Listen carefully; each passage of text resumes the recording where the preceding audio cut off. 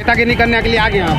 एक पत्नी तो हम लोग को बहुत बुलाने के बाद एक दिन आई थी और उनका घर तो हम लोग 3 बार 4 बार गए। खाली उनसे आश्वासन ही मिला है कि ठीक है आप लोग का हो जाएगा, ठीक है आप लोग का हो जाएगा। उनका घर का चक्कर हम लोग 4 बार लगाए। यदि लगता है पीड़ित परिवार को इंसाफ दिलाना नेतागिरी है तो हाँ मैं नेतागिरी कर रहा हूँ। क्या कारण रहा कि क्षेत्र के विधायक की धर्मपत्नी जो है या फिर विधायक प्रतिनिधि इस मुद्दे पर नहीं आ रहे हैं, क्या कारण? विधायक की धर्मपत्नी और भाजपा के लोगों के द्वारा झूठा मुकदमा कराकर आज उनके ऊपर प्रेशर बनाया गया ताकि वो क्षेत्र में नहीं आ सके और पीड़ित परिवार को न्याय नहीं दिला सके। मेरा ही परिवार है जिसमें से हम लोग इतना टूट हार चुके हैं कि मतलब 22 साल की जो एक लड़की थी पिंकी कुमारी, उसका भी मृत्यु हो गई। ये तो चलिए राज्य का मामला है, लेकिन जिससे मौत हुआ है वो केंद्र का मामला। सांसद जी भी इस मामले पर मौन है, क्या कहेंगे? या तो प्रशासनिक चीजों से लड़ना नहीं चाहते या प्रशासन से उनकी कोई साठगांठ है।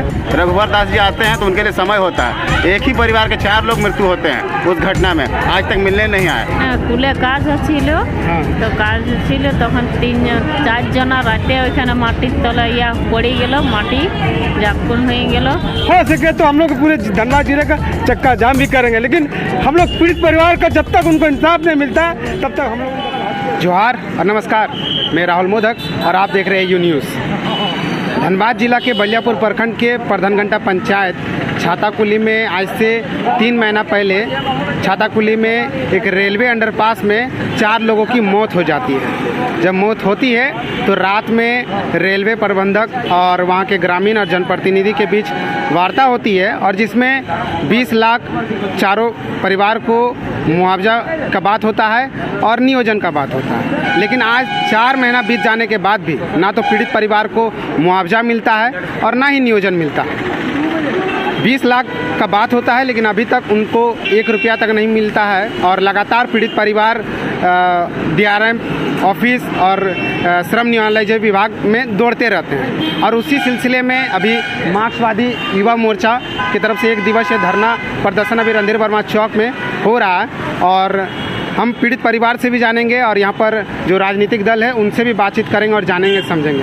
हमारे साथ है पवन माथुर जी, क्या कुछ कहेंगे इस मामले में? देखिए, मार्क्सवादी युवा मोर्चा जब यहाँ के पीड़ित शोषित वर्ग के खिलाफ उनका आवाज़ बना है तब क्षेत्र के असामाजिक तत्वों का दिवालिया निकला है। आज जो हम लोग बैठे हुए हैं ये 3 माह पहले की घटना है, जब प्रधानघंटा स्टेशन के समीप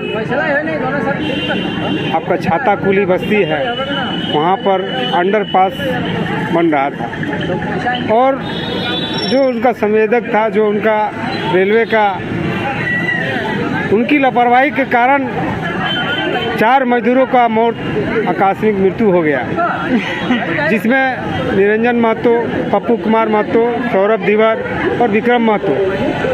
ये 4 मजदूर हमारे असामाजिक काल के गाल में समा गया। लेकिन जो वहाँ के जनप्रतिनिधि था, वहाँ के जो ग्रामीण था, उन लोगों ने इस घटना के खिलाफ गोलबंद हुआ, आंदोलन किया और मजबूरन DRM की ओर से रेलवे के DSP, RPF और अंचल अधिकारी बलियापुर के सारे प्रशासनिक आला कमान लोग वहाँ पहुँचे और ग्रामीण जनप्रतिनिधियों से और पीड़ित परिवार के जो आश्रित थे उनके साथ एक समझौता हुआ, एक एग्रीमेंट हुआ, जिसमें मिनिमम 20 लाख रुपया मुआवजा दिया जाएगा और एक आश्रित परिवार के सदस्य को नियोजन दिया जाएगा। लेकिन अभी तक 4 महीना बीत गया है। 4 महीना बीत जाने के बाद आज भी ना तो उनको मुआवजा मिला है ना ही नियोजन। क्या कारण रहा? देखिए, पीड़ित परिवार DRM से 2 बार 3 बार मुलाकात किया, यहाँ तक कि DC जो हमारे उपायुक्त महोदय हैं उनसे भी जाकर मिला। सब लोगों ने कहा कि जाइए शर्मायुक्त में आप लोग का पैसा जमा है। आपके साथ, आपके बीच में ये घटना घटती है, जो एग्रीमेंट, जो समझौता हुआ उसके अनुसार आपको पीड़ित परिवार को तो बेहिचक मुआवजा दे देना चाहिए था। अब केवल और केवल इन लोगों को जो है ना झेलाने का काम कर रहे हैं। आप शर्मायुक्त को यहाँ भेज रहे हैं, कभी न्यायालय के यहाँ भेज रहे हैं। ये झारखंड सरकार के जो मुखिया है उन लोगों को इसको संज्ञान में लेना चाहिए। ऐसे पीड़ित परिवार के साथ कम से कम उन लोगों को सहानुभूति होना चाहिए कि पीड़ित परिवार को जिस तरह दर दर के ठोकरें खाने के लिए मजबूर कर रहा है, ऐसा तो कदापि नहीं होना चाहिए।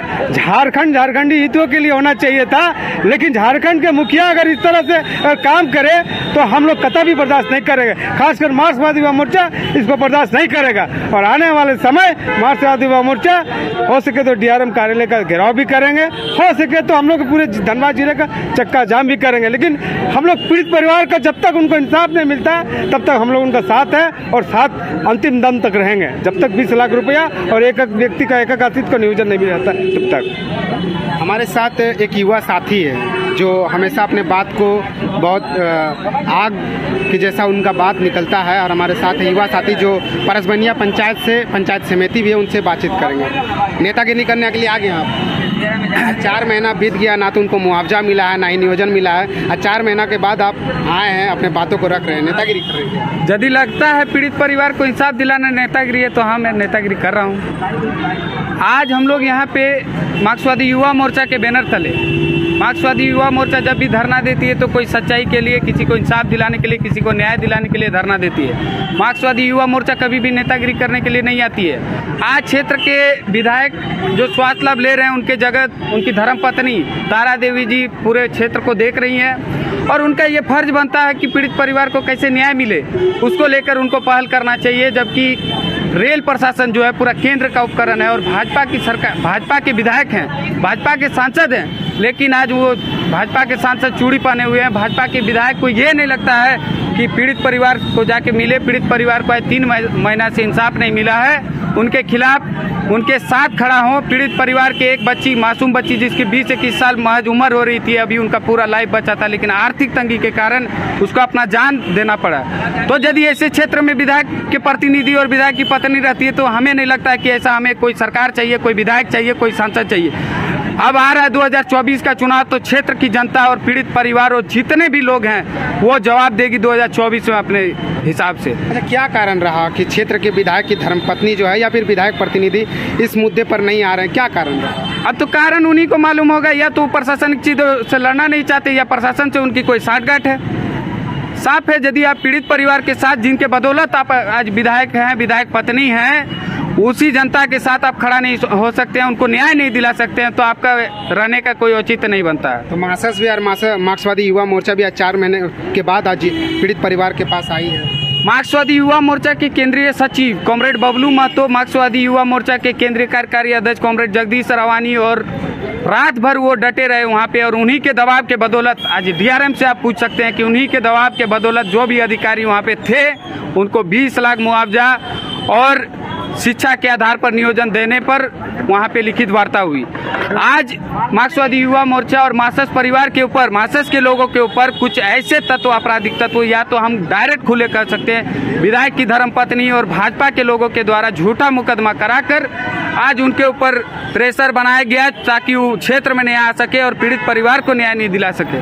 कब मिलेगा मुआवजा? पीड़ित परिवार के घर में एक बेटी भी मर जाती है हाल फिलहाल में, कब मिलेगा मुआवजा परिवार को? जब तक पीड़ित परिवार को मुआवजा नहीं मिलता तब तक मार्क्सवादी युवा मोर्चा रेल प्रशासन के खिलाफ हो, जिला प्रशासन के खिलाफ हो, उसके खिलाफ हम लोग खड़ा है। और एक एक अधिकारी जो भ्रष्ट अधिकारी है उसका ईंट से ईंट बजाने का काम मार्क्सवादी युवा मोर्चा तब तक करेगा जब तक पीड़ित परिवार को जो भी लिखित वार्ता हुआ उस पर पहल नहीं किया जाता है। आज 1 दिवसीय धरना प्रदर्शन है, मान लेते हैं कि अगर इसके बाद भी अगर मुआवजा नहीं मिलता तो मार्क्सवादी युवा मोर्चा क्या करेगा? आज हम लोगों ने शांतिपूर्ण 1 दिवसीय धरना दिया और आगे चलकर हम लोग जो भी निर्णय होगा मार्क्सवादी युवा मोर्चा के बैनर तले और जितने भी पीड़ित परिवार हैं उनके साथ बैठकर जो भी निर्णय होगा और आंदोलन को जिस ओर ले जाना होगा, जितना उग्र करना होगा, हम लोग करने के लिए तैयार हैं। ये थे मार्क्सवादी युवा मोर्चा के लोग जो कि अपने 1 दिवसीय धरना पर बैठे हुए हैं, जो पीड़ित परिवार के साथ है, और पीड़ित परिवार भी बगल में है, उनसे भी हम बातचीत करेंगे।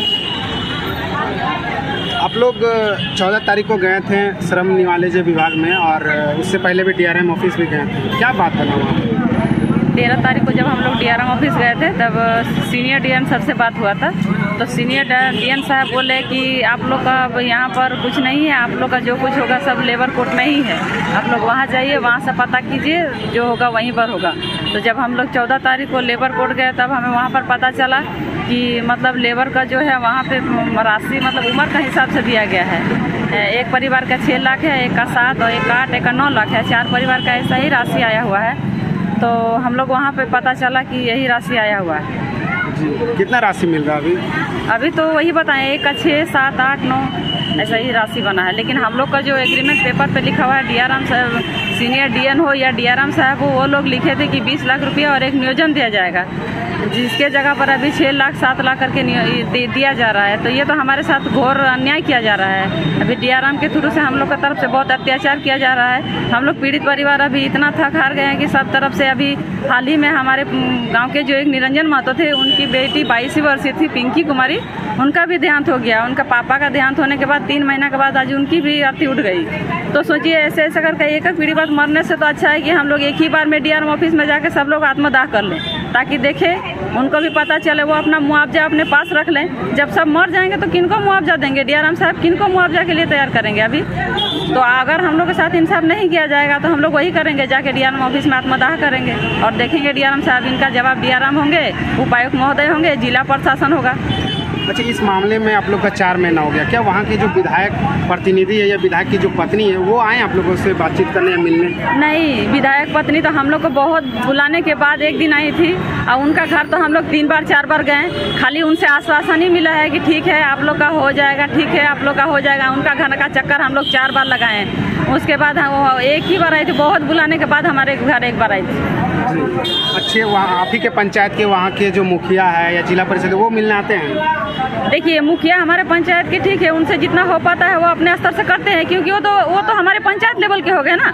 मान लीजिए जिला लेवल के हैं, उनका तो हाथ खड़ा है। जिला परिषद नहीं है ना, जिला परिषद का तो कोई मतलब ही नहीं है उनका। कौन है जिला परिषद? संजय महतो। हमारे साथ और एक महिला है जो पीड़ित परिवार से ही है, आप क्या कुछ कहेंगे?